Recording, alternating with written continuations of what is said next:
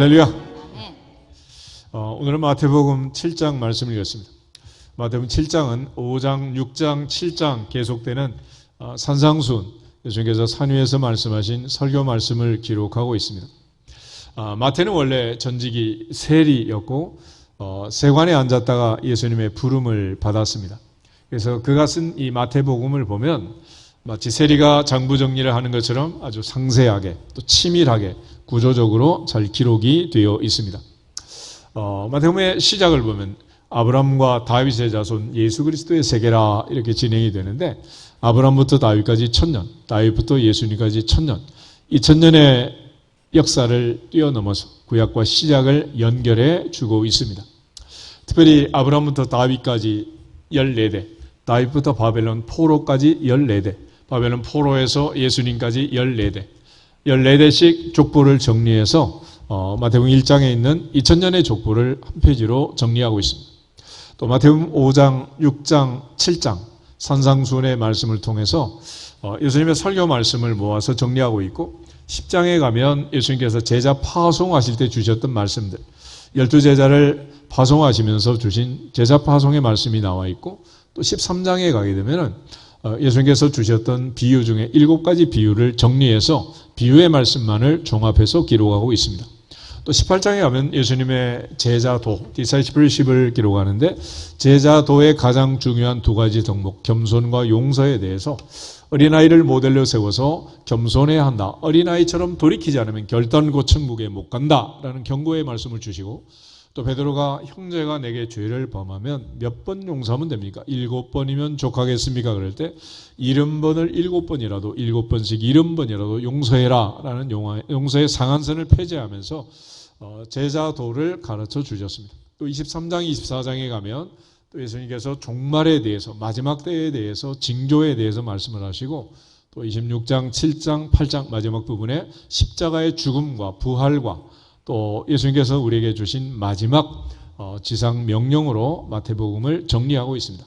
이처럼 이제 마태가 정리한 이 설교 말씀 역시 마찬가지 조목조목 이제 잘 정리가 되어 있는데, 흔히 우리가 산상수훈의 결론을 마태복음 7장 12절이라고 합니다. 예수님께서 하신 이 모든 설교의 중심이 이제 7장 12절에 달려 있고, 7장 12절을 흔히 황금률, 골든 법칙, 골든 룰이라고 합니다. 같이 한번 읽어보겠습니다. 12절. 그러므로 무엇이든지 남에게 대접을 받고자 하는 대로 너희도 남을 대접하라. 이것이 율법이요 선지자니라. 아멘. 예수님께서는 먼저 대접해라. 먼저 대접해라. 대접을 받고자 싶으면 먼저 대접해라. 이것이 율법이고 이것이 선지자라고 했습니다.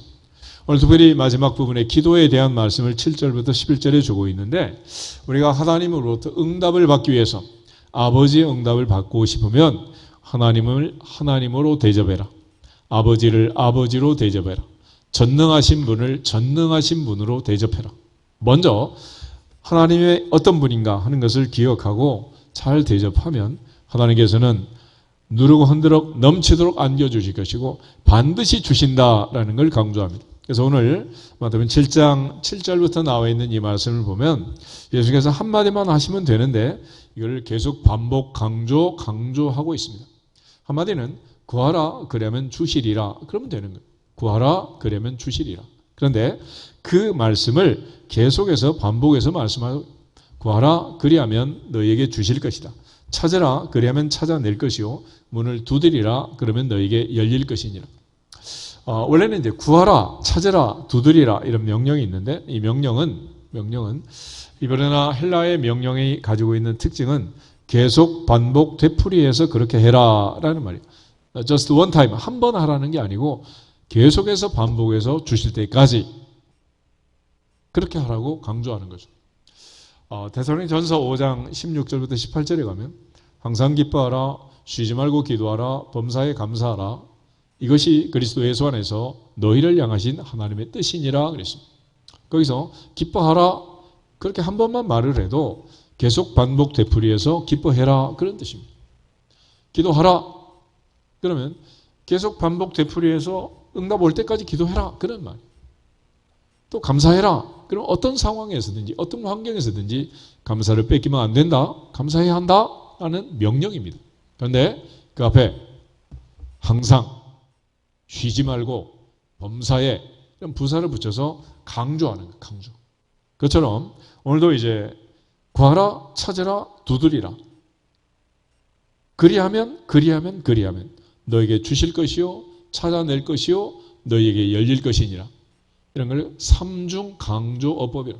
계속해서 강조하는 거예요. 강조. 그러니까 구하라 그러면 주시리라. 그럼 끝나는 거를 계속 강조해서 반드시 주신다. 확실하게 주신다. 틀림없이 주신다. 변치 않는다. 라는 걸 강조하는 것입니다. 그런 차원에서 오늘 이제 우리의 말씀의 제목은 응답은 약속이다. 응답은 약속이다. 할렐루야. 그런 차원에서 우리 모두가 다 하나님의 약속을 믿고 기도할 수 있기를 주의 이름으로 축복합니다. 삼중강조. 그렇게 해서 구하는 이마다 찾는 이는 두드리는 이에게 받을 것이다. 찾아낼 것이다. 열릴 것이다. 그래서 강조하시고 또 강조하시고 그것도 모자라서 너희 중에 누가 아들이 떡을 달라는데 돈을 주겠느냐? 돌을 주겠느냐? 생선을 달라 하는데 뱀을 줄 사람이 있겠느냐?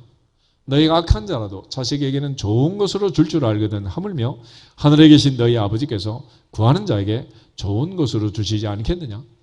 강조하면서 반드시 주신다라는 걸 약속하고 있습니다.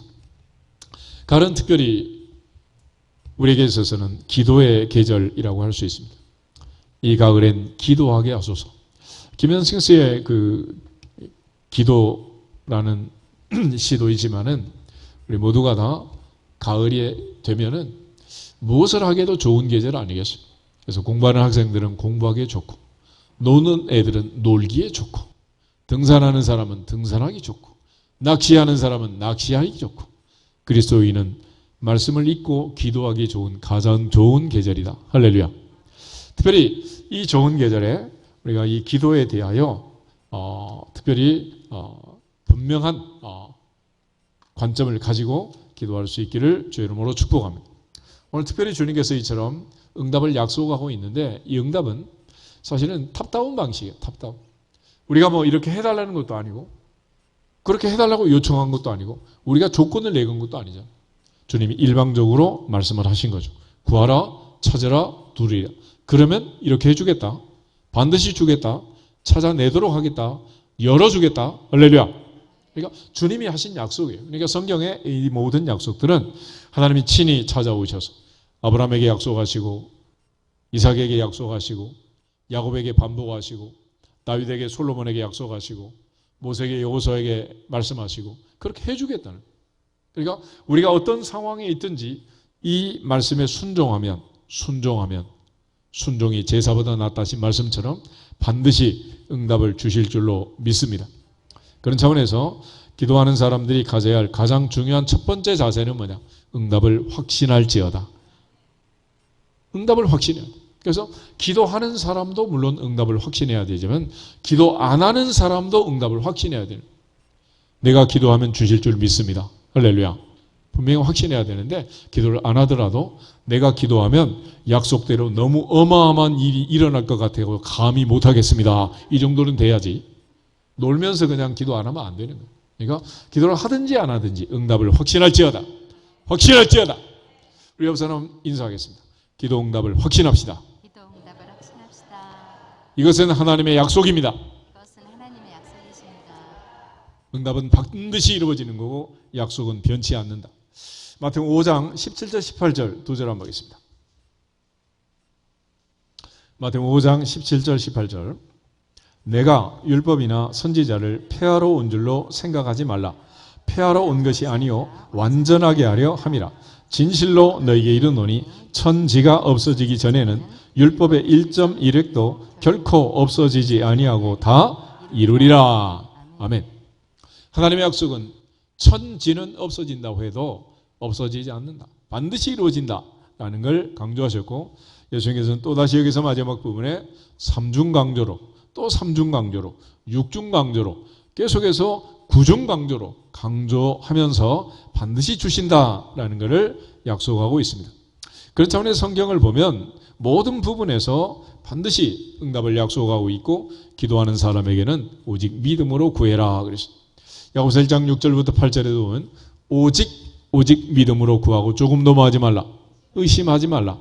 의심하는 자는 마치 바람에 밀려 요동하는 바다 물결 같으니 이런 사람은 죽게 얻기를 생각하지 말라. 모든 일에 정함이 없는 자로다.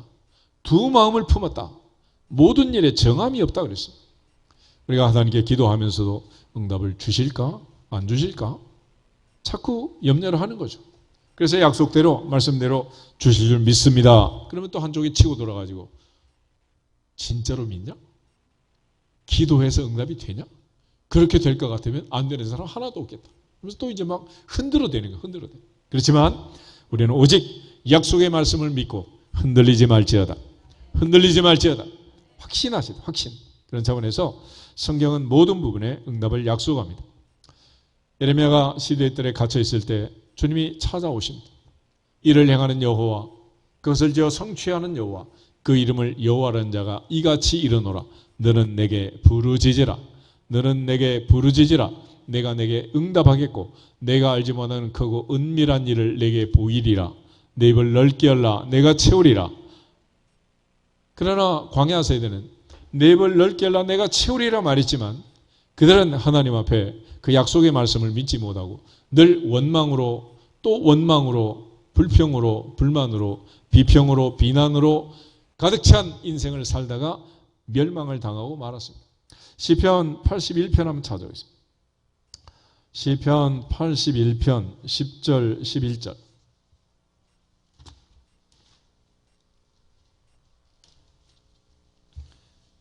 두 절만 같이 읽겠습니다. 시편 81편 10절 나는 너를 애굽 땅에서 인도하여 낸 여호와 내 하나님이니 내 입을 크게 열라 내가 채우리라 하였으나 내 백성이 내 소리를 듣지 아니하며 이스라엘이 나를 원하지 아니하였도다. 아멘. 나는 너를 애굽 땅에서 인도하여 낸 여호와 너의 하나님이다. 너의 입을 크게 열라 내가 채우리라 그랬습니다. 이건 하나님의 약속이고 한 사람 한 사람 이스라엘 백성들을 향해서 출애굽한 광야 세대를 향해서 말씀했지만 그들은 하나님의 말씀을 듣지 않고 하나님을 원하지 않고 그들은 눈에 보이는 대로 원망하다가 결국 엎드러져서 광야 1세대는 60만 3,550명 중에 2명 빼고 모조리 다 광야에서 멸망을 당했습니다. 나중에는 미리암이 죽고 아론이 죽고 특별히 마지막까지 남아있는 모세마저 하나님께서 데려가지 않았습니다. 그들의 이 불신앙은 그들의 인생을 광야에서 끝내도록 만들고 말았습니다. 우리가 기도를 하든 하지 않든 응답을 확신할 수 있기를 주의 이름으로 축복합니다. 특별히 구원의 반열에 서기 위해서는 너희가 그 은혜에 의하여 믿음으로 말미암아 구원을 얻었나니 이것이 너희에게서 난 것이 아니요 하나님의 선물이라 그랬습니다. 우리가 구원받기 위해서는 주 예수를 믿으라 그러면 너와 내 집이 구원을 받는다. 그러니까 하나님 앞에 내가 죄인이고 예수 그리스도께서 나의 구주이심을 믿고 그가 나를 사랑하사 나를 위하여 자기 자신을 버리신 사실을 믿으면 구원을 받으리라. 그러나 기도할 때 필요한 믿음은 뭐냐? 기도할 때 필요한 믿음은 이거는 은혜로서의 믿음이 아니라 은사로서의 믿음이라 할 수 있습니다. 고린도서 13장에 가면 2절에 산을 옮길 만한 믿음이 있을지라도 사랑이 없으면 그런 말이 나오죠. 그러니까 산을 옮길 만한 믿음의 은사, 그런 은사가 있는 사람도 있고 없는 사람도 있잖아. 그러니까 너 중에 누구든지 산을 향하여 바다에 던져지라 말하고 말하는 것이 이루어질 믿고 의심하지 아니하면 그대로 되리라. 근데 그게 믿어지는 사람도 있고 안 믿어지는 사람도 있는 거예요. 임상적으로 보면은 우리가 기도할 때 특별히 중병에 걸렸을지라도 하나님께 기도하면 그 말씀이 12해를 혈류증으로 앓던 여인처럼 내가 주님의 옷자락만 붙잡아도 나을 것 같은 믿음이 파도처럼 밀려오는 사람도 있고 어떤 사람 마음이 금강석 같아가지고 내 생각에는 그러면서 나만처럼 물리치는 사람도 있다. 그래서 이 모든 역사는 믿는 자 속에서 역사하느니라. 안 믿어지면 할 수 없는 거예요. 믿어져야 역사가 나타나는 거지 안 믿는 자에게 일어나지 않습니다. 그래서 우리가 많은 사람들 기도하지만은 아픈 중에도 기도하고 상황의 변화를 체크해 보면 많이 좋아졌습니다. 통증이 많이 나아졌습니다. 뭐 이런 사람은 반드시 낫게 돼 있어요. 그런데 모르겠는데요. 변화가 없는데요. 이런 사람은 100년을 붙들고 기도해도 아무 변화가 없는 거예요. 있을 수가 없는 것이. 그러니까 하나님께서 세상을 이처럼 사랑하사 독생자를 주셨고 이미 2000년 전에 우리의 죄값을 다 지불했지만 그 은혜는 믿는 자에게 역사하느니라. 하나님은 세상을 이처럼 사랑하사 독생자를 주셨지만 이는 저를 믿는 자마다 멸망하지 않고 영생을 얻게 하려 하십니다. 하나님 말씀처럼 믿는 자로 제한이 되는 거예요. 그래서 이제 제한 속죄, 리미티드 어토먼트라는 교리가 있습니다. 그러니까 아무리 하나님이 은혜를 주려고 해도 안 믿는 자에게는 해당 사항 아무 역사가 나타나지 않는 거예요. 그러므로 주님이 성경에 수없이 많은 기도 응답을 약속하셨고 약속했다 할지라도 안 믿는 자에게는 아무 효과가 없다라는 거예요. 그는 이루어지지 않습니다. 마가복음 11장 한번 찾아보겠습니다. 마가복음 11장 예수께서 마지막 한 주간을 보내시면서 아침엔 성전으로 출근하시고 저녁엔 감람산에서 주무셨는데 예수께서 저주하신 무화과 나무가 메마른 걸 보고 베드로가 얘기를 합니다. 그때 주님께서 하신 말씀을 보면 놀라운 얘기를 해요. 그러나 베드로는 그걸 보고 깜짝 놀랍니다. 22절부터 24절을 같이 한번 읽겠습니다. 예수께서 그들에게 대답하여 이르시되 하나님을 믿으라. 내가 진실로 너에게 이르노니 누구든지 이 산더러 들리어 바다에 던져지라 하며 그 말하는 것이 이루어질 줄 믿고 마음에 의심하지 아니하면 그대로 되리라. 그러므로 내가 너에게 말하노니 무엇이든지 기도하고 구하는 것은 받은 줄로 믿으라. 그러면 너에게 그대로 되리라. 아멘. 23절에 누구든지 24절에 무엇이든지 그랬습니다. 그러니까 가능성으로 보면 이건 누구든지 100%야. 누구든지 가능한 일이다. 뭐 어떤 사람은 되고 어떤 사람은 안 되고 이게 없어요. 그래서 우리가 하나님 앞에 예배 드리고 신앙생활 할 때 남녀노소 빈부 귀천 다 철폐하고 누구든지 목마른 자는 내게로 오라. 누구든지 오라는 거예요. 누구든지. 제한이 없는 거죠. 그런데 문제는 그렇게 누구든지 오는 것 같으나 실상은 믿어지는 사람과 의심하는 사람으로 분류가 됩니다. 그러니까 믿고 의심하지 않는 자는 그대로 되고 자기가 구하는 것을 믿고 의심하지 않으면 그대로 된다는 거예요. 그런데 구하고 나서도 의심을 하는 거지. 염려를 하는 거예요. 그러면 그게 안 되는 거예요. 그래서 우리가 치유교를 하든 어떤 기도를 하든 두 가지 중요한 주의사항이 있다. 하나는 뭐냐? 의심하지 말지어다. 하나님께서 고치신 줄 믿을지어다. 또 하나는 뭐냐?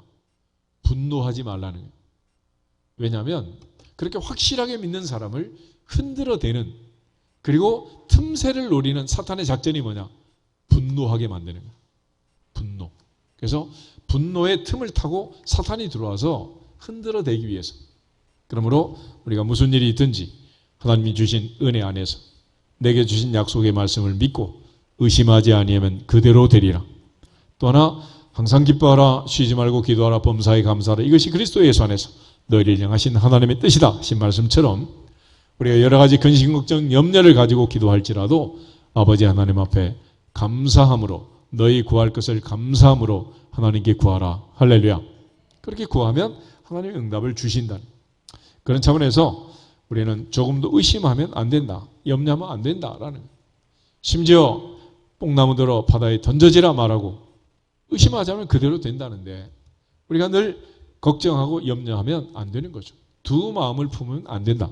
그런 차원에서 이 좋은 계절, 가을, 결실의 계절, 기도하기 가장 좋은 계절에 엎드려 기도하더라도 분명하게 믿을 것은 응답을 확신할지어다. 확신하라는 너희 중에 누구든지 지혜가 부족하거든 모든 사람에게 후히 주시고 꾸짖지 아니하시는 하나님께 구하라. 그러면 주시리라. 너는 내게 부르짖으라. 내가 내게 응답하겠고 내가 알지 못하는 크고 은밀한 일을 내게 보이리라. 내 입을 넓게 열라. 내가 채우리라. 할렐루야. 성경은 모든 부분에서 응답을 약속하고 있다. 그런데 그렇게 약속을 해도 안 믿어지면 그때는 할 수 없는 거예요. 그러니까 천하의 일타 강사라도 가르칠 수 없는 애가 있어요. 거절하는 아이, 안 믿겠다는 애. 선생님 가르쳐도 공부를 안 하는 애를 어떻게 알 수 있어요? 그러니까 아무리 훌륭한 선생님도 공부를 안 하는 애를 잘하게 가르칠 수 있는 방법은 없는 거예요. 안 따라하는데 뭐 어떻게 하겠어요? 불가능한 거죠. 그래서 그 옛날부터 평양 감사도 누가 하고 싶어야 돼? 내가 하고 싶어야지. 그러니까 아무리 좋은 계절, 아무리 어마어마한 약속의 말씀들을 주시고 구하라 그러면 주시리라 해도 안 믿어지고 수용하지 않으면 할 수 없는 거예요. 그런 차원에서 응답을 확신하고 기도를 하지 않든 열심히 하든 상관없이 응답을 확신하시기를 주님의 이름으로 축복합니다. 두 번째, 기도는 자녀의 권세로 하는 거다. 오늘 예수님 말씀을 보면 너희가 악한 자라도 자식에게는 좋은 것으로 줄 줄 알거든.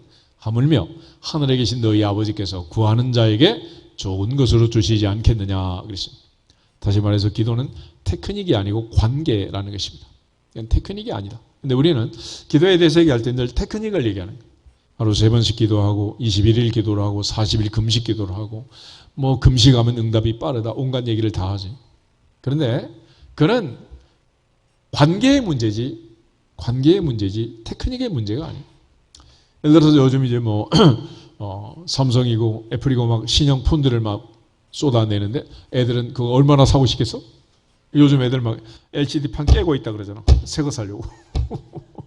그런데 어떤 녀석이 엄마한테 폰 바꿔달라고 3박 4일 금식하고 밥을 안 먹어.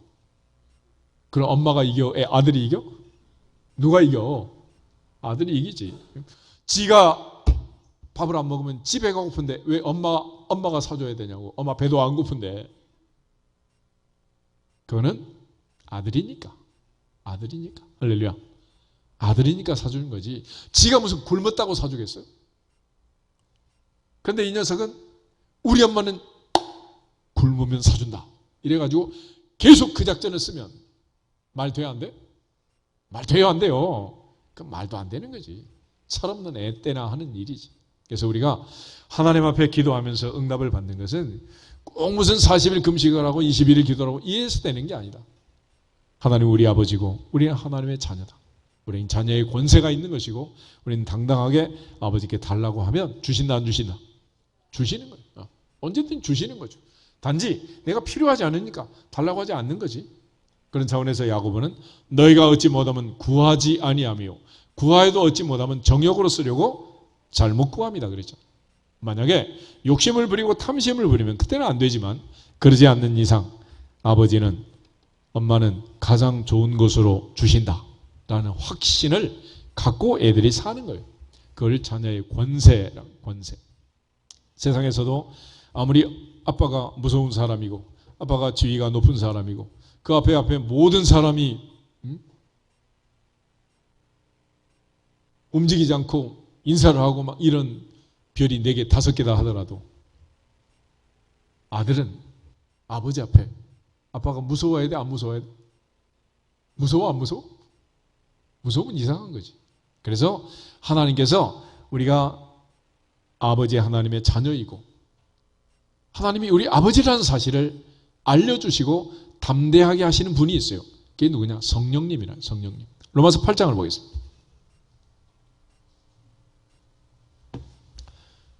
로마서 8장 14절부터 17절을 보겠습니다. 로마서 8장 14절 무릇 하나님의 영으로 인도함을 받는 사람은 곧 하나님의 아들이라. 너희는 다시 무서워하는 종의 영을 받지 아니하고 양자의 영을 받았으므로 우리가 아빠 아버지라고 부르짖느니라. 성령이 친히 우리의 영과 더불어 우리가 하나님의 자녀인 것을 증언하시나니 자녀이면 또한 상속자 곧 하나님의 상속자요 그리스도와 함께한 상속자니 우리가 그와 함께 영광을 받기 위하여 고난도 함께 받아야 할 것이니라. 아멘. 우리는 양자의 영을 받았다. 아들의 영, 딸의 영을 받았기 때문에 하나님 아버지가 무섭지 않다는 거예요. 그런데 하나님 어떤 분이냐? 여러분 애굽왕 바로를 멸하시고 430년 종살이 짓을 해방시켰습니다. 애굽 전국의 장자를 모조리 죽이신 분이에요. 바벨론의 느부갓네살의 왕권을 폐위하고 페르시아의 대왕 고레스를 세우신 분입니다. 요나를 물고기 속에 집어넣었다 뺐다. 다니엘의 사자굴에서 살리시고 다윗으로 하여금 골리앗을 물맷돌로 쓰러뜨리신 분이 만군의 여호와 하나님이십니다. 그 하나님, 따져보면 얼마나 무서운 분이야. 그렇기 때문에 믿지 않는 자들은 하나님을 무서워하는, 두려워하는 거예요.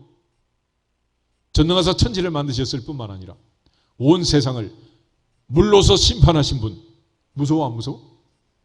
그렇지만 우리는 무섭지 않아. 왜? 그분이 아버지고 우리가 자녀니까, 아들이고 딸이니까. 할렐루야. 그러니까 그분이 아버지고 우리가 자녀라는 이 사실을 알려주시고, 하나님 아버지는 무섭지 않고 우리를 사랑하신다라는 사실을 깨닫게 하시고 증언하신 분은 성령님이시니라. 성령님이시니라. 그래서 우리가 빌바를 알지 못하지만 우리의 연약함을 도우시고 지금도 우리를 간구하시는 성령의 도우심을 받아 기도해야 하느니라, 부르짖어야 하느니라, 간구해야 하느니라. 하나님의 성령이 역사하지 않으면 우린 두려운 거예요. 아버지가 두려운 거예요. 그래서 기도하는 사람들도 하나님이 아버지고 자녀의 권세가 분명한 사람들은 영접하는 자 곧 그들의 이름을 믿는 자들에게는 하나님의 자녀가 되는 권세를 주셨다는 사실을 확신하는 사람은 아버지 앞에 기도할 때마다 기쁘고 즐겁고 행복하고, 오늘은 무엇을 주실까? 오늘은 어떤 방법으로 기적이 일어날까? 할렐루야. 기다리며 기대하며 기도할 수 있지만 이 자녀의 권세가 없으면 두려운 거예요. 얼마나 두렵겠어요. 병에 걸리면 이러다 죽는 거 아니야? 혹시 뭔가 찝찝하면 이러다 사고 나는 거 아니야? 얼마나 두려움 속에 사냐고. 그렇지만 하나님이 우리에게 주신 마음은 두려워하는 마음이 아니요 능력과 사랑과 절제하는 마음이다. 할렐루야. 하나님을 두렵게 하시는 분이 아니라는 거예요. 그래서 한 번 얘기하면 못 알아들으니까 하나님 자꾸 얘기를 해요. 갈라디아 4장을 한번 더 보겠습니다. 갈라디아서 4장 4절에서 6절까지.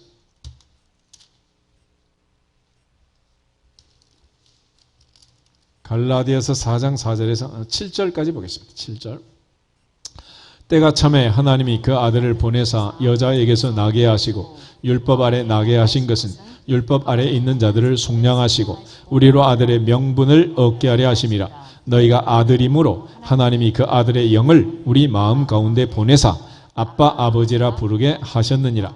그러므로 내가 이후로는 종이 아니요 아들이니 아들이면 하나님으로 말미암아 유업을 받을 자니라. 아멘. 우리는 하나님의 자녀이고 하나님이 우리 아버지라. 이 사실은 성령께서 알려주시고 하나님이 그 아들의 영 성령을 보내셔서 우리에게 확증하고 확신하게 하는 거예요. 명절이 돼가지고 이제 애들 데리고 부모님 집에 찾아오는 젊은 부부들이 많던데, 조그만 녀석이 아주 등치가 큰 아빠한테 막 엉기고 울고 막 떼를 쓰더라고. 그러니까 그 등치 큰 아빠가 애한테 쩔쩔 모아줘. 누가 이긴 거야? 애가 이겼어. 이긴 거요? 아빠가 져준 거야? 이 사실 잘 아셔야 돼. 아빠가 아무한테나 그렇게 져주겠어? 그렇지 않지. 그러니까 하늘 아버지라도 천지를 창조하신 하나님이시라도 물론 온 세상을 심판하고 불로 심판할 수 있는 분이지만 아들에게는 좋은 것으로 주시지 않겠느냐, 딸에게는 좋은 것을 주시지 않겠느냐. 할렐루야.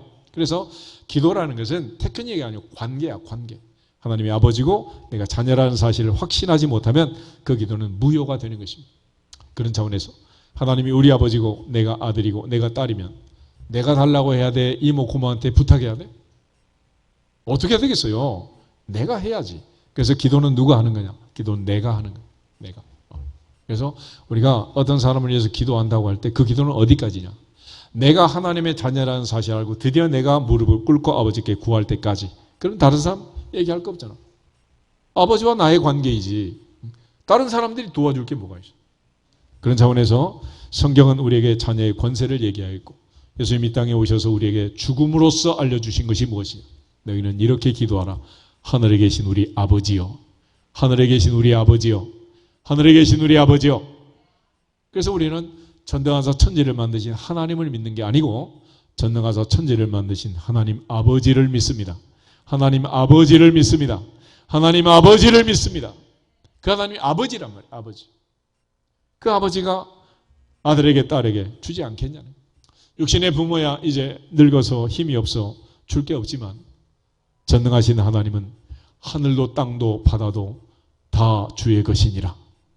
금은 보화도 다 주의 것이니라. 할렐루야.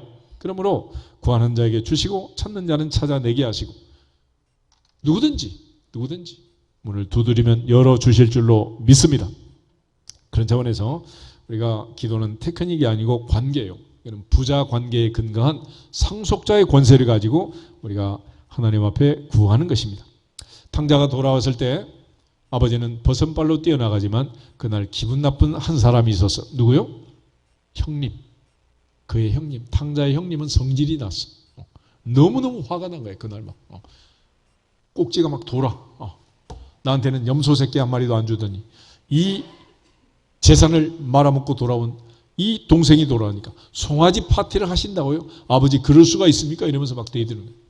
그래서 어느 조직이든지 어느 교회든지 아버지의 마음을 가진 성도가 많으면 교회는 따뜻하고 포근하게 되고 형과 언니와 누나 오빠만 큰형부터 막 작은형까지 막 큰 누나부터 막 이런 형제들만 많으면 집안 분위기가 살벌한 거예요. 살벌. 하나님의 보호자 앞에서 하나님의 아버지요 우리가 자녀라는 사실을 믿고 아버지의 날개의 그늘 아래 거할 수 있기를 주님의 이름으로 축복합니다. 그런 측면에서 아버지와 우리 사이의 관계를 해결하면 그때는 아무 문제가 없는 거예요. 그런 차원에서 십자가를 보면 수직관계가 있고 수평관계가 있습니다. 먼저 수직관계를 해결하는 방법은 회개라고 그래요. 수평관계를 해결하는 방법은 용서라고 합니다. 용서.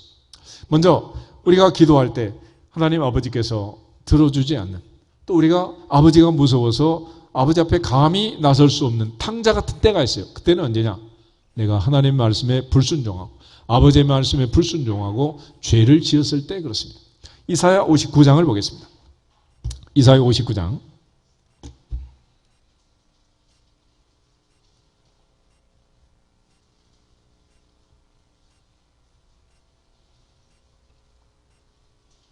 1절부터 3절 말씀 가지겠습니다. 여호와의 손이 짧아 구원하지 못하심도 아니요 귀가 둔하여 듣지 못하심도 아니라 오직 너희 죄악이 너희와 너희 하나님 사이를 갈라놓았고 너희 죄가 그의 얼굴을 가리어서 너희에게서 듣지 않으시게 함이니라. 이는 너희 손이 피해 너희 손가락이 죄악에 더러워졌으며 너희 입술은 거짓을 말하며 너희 혀는 악독을 내밀아. 아멘. 하나님의 문제가 아니고 우리의 문제다. 그건 죄 문제다 그랬습니다. 하나님과 우리 사이를 가로막는 건 죄입니다. 하나님께서 노아 당시에 홍수로 세상을 멸할 때 죄가 세상에 가득 찼다. 내가 사람 지었음을 한탄한다 말씀하시고 죄를 정리하기 위해서 인류를 쓸어버린 거예요. 오늘 하나님 앞에서 이 관계가 해결되지 아니하면 아무리 우리가 40일 기도라든 20일 기도라든 금식 기도라든 해결될 수 없는 거예요. 불가능한 일이다. 그래서 하나님과 나서의 이 문제를 반드시 해결하는 것입니다. 베드로가 형제들하고 우리가 어찌할꼬라고 오순절에 순례자들이 물을 때 너희가 각각 회개하고 죄사함을 받으라. 그러면 성령의 선물을 받을 것이다. 할렐루야. 예수께서 이 땅에 오셨을 때 천국이 가까이 왔느니라 말씀하시면서 가장 먼저 말씀하신 것은 회개하라. 회개하라. 하나님과의 관계를 풀라는 거예요. 하나님과 나서의 막힌담이 생기면 그 어떤 경우에도 기도는 무효다. 무효다. 백약이 무효. 아무 효과가 없는 것입니다. 그런 차원에서 하나님 앞에 문제가 풀리지 않으면 이 문제는 절대로 해결될 수가 없습니다. 야곱의 사닥다리에 천사가 오르락 내리락 했습니다. 계시록 5장 8장에 가면 천사들은 금 대접에 금 향로에 우리의 기도를 받아 하나님 보좌 금단에 가지고 올라가고 하나님께서는 그 기도를 받아서 응답을 내려 보내신다라고 얘기를 하고 있습니다. 그런 차원에서 우리가 하나님의 보호자 앞에서 이 관계를 해결하는 것, 이거보다 더 중요한 일은 없는 거예요. 그런 차원에서 하나님을 섬기고 아버지를 섬기고 아버지의 응답을 받기 위해서는 결국 아버지와 나 사이에 걸림돌이 없어야 되고 막힌 담장이 없어야 한다. 설사 이것들이 있다 하더라도 하나님께서는 회개하는 자에게 은혜를 주시고 십자가의 배 강도처럼 마지막 날까지 회개의 기회를 주시고 기다리시느니라. 베드로서 3장 8절 9절에 가면 하나님은 하루를 천년같이 천년을 하루같이 노아 당시에는 120년 동안 방주의 문을 열어놨지만 지금은 2000년이 넘도록 문을 닫지 못하시고 기다리시느니라. 회개하기를 기다리시느니라. 그런데도 고집을 부리고 그런데도 이 문제가 해결되지 아니하면 하나님께서도 어떻게 할 수가 없는 거예요. 또 하나, 사람과 사람 사이의 관계를 해결하는 것. 이거는 수평관계의 문제를 푸는 것이고 용서하는 것입니다. 베드로가 예수님께 질문을 던졌습니다. 형제가 내게 죄를 범하면 몇 번이나 용서하면 됩니까? 7번이면 되겠습니까? 그럴 때 베드로에게 주님 하신 말씀, 내가 너를 7번 용서했다면 넌 벌써 죽었다. 70번씩 7번이라도 해라. 용서의 상한선을 폐지하시고 7이라는 완전수의 완전수를 곱하셔서 완전히 용서하시고 아직도 기다리시고 하루에 7번 죄를 짓고 7번 돌아와서 잘못했다. 그래도 용서해 줘라 그랬어요. 여러분 보세요. 얼만큼 사셨는지 모르겠지만 내가 평생 살면서 같은 사람이 나한테 7번 사기를 치고 7번 돌아와서 잘못했다. 그런 사람 보셨어요? 보셨냐고요? 7년에 한 번 그런 사람도 드물지. 그런데 주님이 그렇게 말씀하신 것은 우리 자신을 향해서 주시는 말씀. 하루에 7번만 내 마음이 변하나요? 교회 나오면서도 갈까 말까 7번도 더 변덕을 부리다가 겨우 나왔잖아. 그렇지만 나오시면 용서하시고 은혜를 주시고 할렐루야. 이게 주님의 마음, 아버지의 마음인 거야. 그렇게 해서 우리가 사는 거지. 만약 우리가 하나님 앞에 범죄한 대로 딱 7번 그리고 8번째부터는 칼을 들이대면 다 죽었지. 살아남을 사람이 누가 있겠어. 그런 차원에서 하나님을 사랑하는 자는 또 형제를 사랑하고 용서하라 말씀하십니다. 시편 133편 말씀처럼 형제가 동감이 어찌 그리 아름다운고. 그러니까 세상의 가장 아름다운 모습은 헐몬산에서 만년설에서 폭포가 흘러내리는 그 아름다운 카렌다에 있는 그림보다 더 아름다운 것은 형제가 동거하는 것이다 라는 거예요. 요한일서 4장 20절 21절 두 절을 보겠습니다. 요한일서 4장 20절 21절. 요한일서 4장 20절 21절 20절 누구든지 하나님을 사랑하노라 하고 그 형제를 미워하면 이는 거짓말하는 자니 보는 바 그 형제를 사랑하지 아니하는 자는 보지 못하는 바 하나님을 사랑할 수 없느니라. 우리가 이 계명을 주께 받았나니 하나님을 사랑하는 자는 또한 그 형제를 사랑할지니라. 아멘. 하나님 사랑과 형제 사랑은 하나라는 거예요. 둘이 아니라는 거예요. 다른 얘기가 아니라는 거예요. 그러므로 하나님을 사랑하는 자는 형제를 사랑해야 되고 하나님을 아버지라 부르는 하나님 아버지의 자녀들은 내가 너희를 사랑하는 것 같이 너희도 서로 사랑하라. 너희도 서로 사랑하라. 내가 새 계명을 너희에게 주노니 너희가 서로 사랑하라. 너희가 서로 사랑하면 이로써 모든 사람이 너희가 내 제자인 줄 알리라. 주님 마지막 밤 만찬을 드시면서 마지막 식사를 하시면서 마지막에 주신 새 계명은 서로 사랑하라는 거예요. 한 아버지의 자녀가 되었으니 그 아버지의 자녀가 되었으니 서로 사랑해야 한다. 그래야 기도의 문이 열리는 거예요. 야곱이 야복 나루터에서 밤을 새워 기도합니다. 그리고도 불안합니다. 그리고 두렵습니다. 왜 그래요? 형과 에서와 이 관계가 해결이 안 된 거예요. 해결이. 그래서 두려운 거지 뭐. 하나님 앞에 회개하는 거는 너무 쉬워. 그렇지만 형제를 붙들고 용서받고 용서하는 거는 얼마나 어려운 일이잖아. 그래서 두려운 거고 그야말로 양떼 소떼를 먼저 보내고 그의 아내들을 다 보내고 마지막에 라헬과 요셉과 베냐민을 보내고 그래도 두려워서 못 떠나는 야곱의 모습을 보잖아요. 왜 두렵습니까? 형제와의 관계가 해결되지 않아서 그런 거예요. 그런 차원에서 이제 기도하는 데 있어서 하나님의 응답대로 구하라 그러면 주시리라.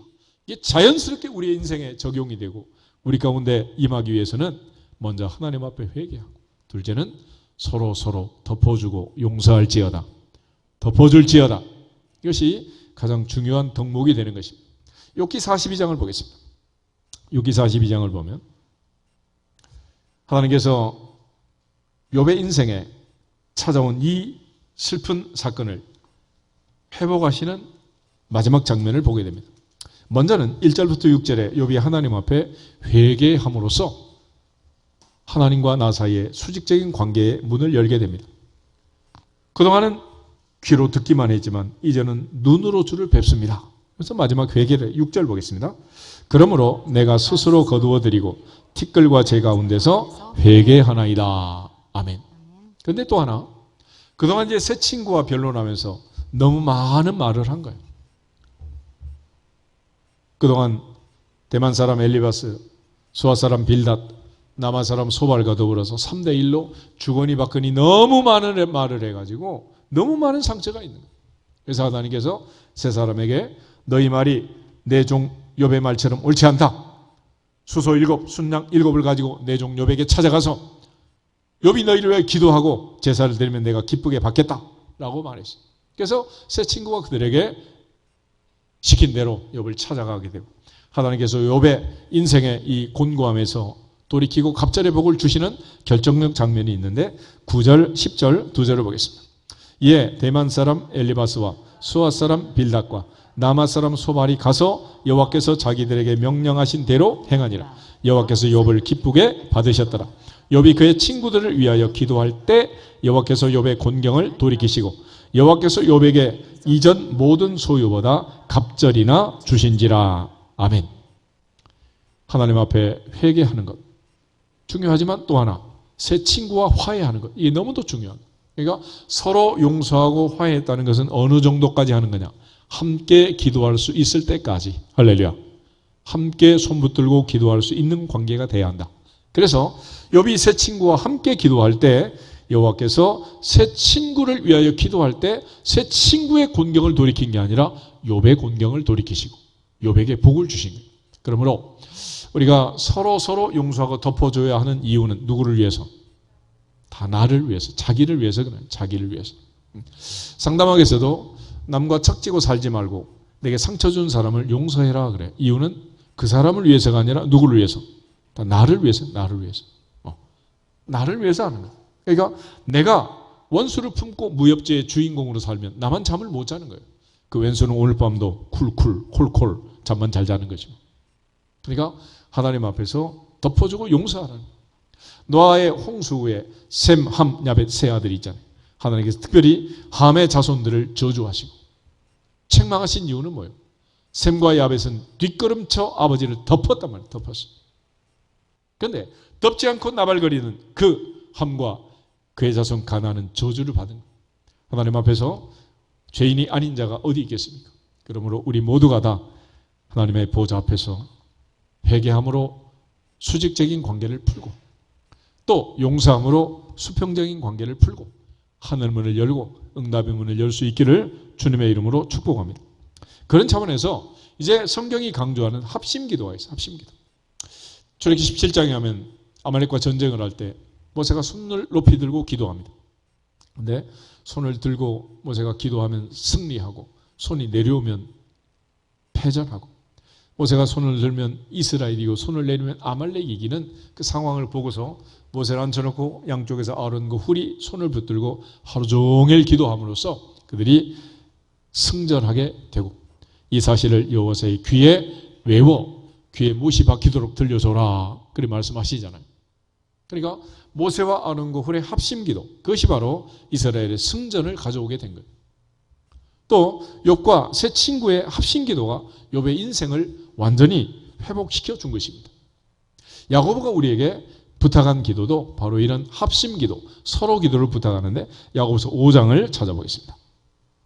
야고보서 5장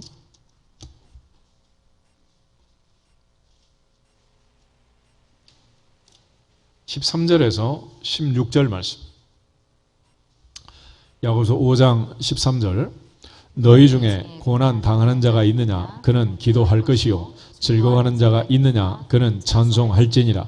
너희 중에 병든 자가 있느냐 그는 교회 장로들을 청할 것이요 그들은 주의 이름으로 기름을 바르며 그를 위하여 기도할지니라. 믿음의 기도는 병든 자를 구원하리니 주께서 그를 일으키시리라. 혹시 죄를 범하였을지라도 사하심을 받으리라. 그러므로 너희 죄를 서로 고백하며 병이 낫기를 위하여 서로 기도하라. 의인의 간구는 역사하는 힘이 큼이니라. 아멘. 특별히 16절 결론이 있어요. 그러므로 너희 죄를 어떻게 하고 서로 고백하고 병이 낫기를 위하여 서로 기도해라. 너는 나를 위해서 나는 너를 위해서 합심해서 기도하라는 합심해서. 예수께서 하신 말씀 중에 두세 사람이 내 이름으로 모인 곳에는 나도 그들 중에 있다. 두 사람이 합심하여 땅에서 구하면 하늘에서도 메고 땅에서 풀면 하늘 풀린다 그랬습니다. 유대인의 개념으로 보면 두 사람은 뭐냐? 부부를 얘기하고 세 사람은 자녀가 들어가는 그런 차원에서 사도 바울은 분방하지 말아라. 부부는 분방하면 안 된다. 단지 기도할 틈을 얻기 위해서 잠깐 동안 해라 그랬습니다. 그 다음에 베드로는 베드로전서 3장 7절에 가면 사랑하는 아내를 연약한 아내를 귀하게 여겨라. 함께 유업을 받을 자로 알아 귀하게 여겨라. 왜냐하면 너희의 뭐가 막히지 않게? 기도가 막히지 않게. 그러니까 두 사람, 나와 가장 가까운 두 사람의 문제가 불편하면 하늘문이 닫혀버리고 기도의 문이 닫힌다네. 그러니까 집에서 투덜대고 나 오늘 차례할까요? 그러고 입을 싸들고 교회 오면 안 된다. 의미가 없는 거예요. 그 무슨 의미가 있어요? 그래서 먼저 가서 화해하고 그 후에 와서 예물을 드리라. 주님의 말씀처럼 불편한 관계는 빨리빨리 풀라는 거예요. 풀어. 상대가 안 푼다고 해도 나는 풀어. 그리고 내 인생에 포로됨에서 자유할 수 있기를 주의 이름으로 축복합니다. 진리를 알지니 진리가 너희를 자유케 하리라. 자유케 하리라. 그러므로 하나님 앞에서도 막힌 담이 없어야 되지만은 사람 사이에도 뭔가 생각나고 걸리는 것들이 없어야 한다. 할렐루야. 오늘은 다 풀어버리시기를 주님의 이름으로 축복합니다. 그런 측면에서 오늘 제목은 응답은 약속이다. 응답은 약속이다. 그러므로 이 약속대로 우리가 얻지 못하면 구하지 아니하며 구해도 얻지 못하면 정욕으로 쓰려고 잘못 구함인데 그 잘못 구함의 대표적인 게 뭐냐? 하나님과 나 사이에 사람과 사람 사이에 막힌 담을 푸는 거예요. 그 문제를 풀지 아니하면 천년을 기도해도 만년을 기도해도 그는 무효한 일이다. 그러나 그것이 풀리면 하루 3번씩 기도하든 2번씩 기도하든 한 달에 1번을 기도하든 마음으로 묵상을 하든 우리가 구하기 전에 있어야 할 것 아시고 가장 좋은 것을 예배하시는 아버지 하나님, 너희가 악한 자도 자식에게는 좋은 것으로 줄 줄 알거든 하물며 하늘에 계신 너희 아버지께서 구하는 자에게 좋은 것을 주시지 않겠느냐 하신 말씀처럼 반드시 주실 줄로 믿습니다. 단 한 가지 빠져있는 게 있어요. 그게 뭐냐? 언제라는 말이 없어. 언제. 구하라 그러면 주실 것이다. 찾아라 가면 찾아낸다. 두드리라 가면 열린다. 그런데 언제라는 말이 없어요. 단지 때와 시기는 아버지께서 누구의 권한에? 자기 권한에 두셨다. 자기 권한. 그러므로 야곱이 태어날 때, 에서가 태어날 때, 쌍둥이가 태어날 때 그 아버지 이삭은 40세의 장가를 들어서 환갑이 돼서야 쌍둥이가 태어나는 거예요. 제가 마치 20년을 기도했습니다. 20년. 인디안들이 기후제를 지내고 비가 오기를 구하면 실패한 경우가 없대. 이유는 딱 한 가지래. 인디안은 기도하면 비가 올 때까지 기도한대. 비가 올 때까지. 그러니까 하나님의 약속을 믿는다면 주실 때까지 기도할지어다. 주실 때까지 포기하지 말지어다. 예수님께서 우리에게 주신 마지막 부탁은 딱 한 가지예요. 항상 기도하라. 그러나 낙심하지 말라. 누가복음 18장 1절 같이 한번 읽고 기도하겠습니다. 누가복음 18장 1절. 누가복음 18장 1절 말씀 한 절만 같이 읽겠습니다. 누가복음 18장 1절. 예수께서 그들에게 항상 기도하고 낙심하지 말아야 할 것을 비유로 말씀하여. 아멘. 예수께서는 항상 기도해라. 그러나 뭐 하지 말아라? 낙심하지 말아라. 낙심한다는 것은 포기하는 거예요. 포기. 그래서 do not give up. 포기하지 말아라. 항상 기도해라. 그러나 포기하지 말아라. 왜냐하면 응답은 약속이고 우리가 기도하면 반드시 주신다. 반드시 주신다. 할렐루야.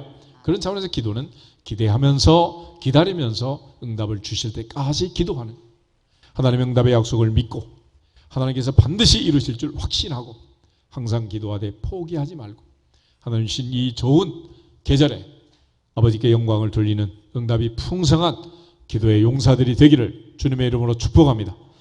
기적의 주인공들이 되시기를 주님의 이름으로 축복합니다. 간증의 주인공이 되기를 주님의 이름으로 축복합니다. 우리 옆사람 앞에서 인사하고 기도하겠습니다. 하나님은 반드시 주십니다. 하나님은 반드시 주십니다. 것입니다. 응답은 약속입니다. 응답은 약속입니다. 항상 기도하고 포기하지 맙시다. 항상 기도하고 포기하지 맙시다. 할렐루야. 아멘. 다 같이 주 예수 그리스도의 이름으로 하늘문화 열릴지어다. 다시 한번 기도하고 부르짖고 기도하겠습니다.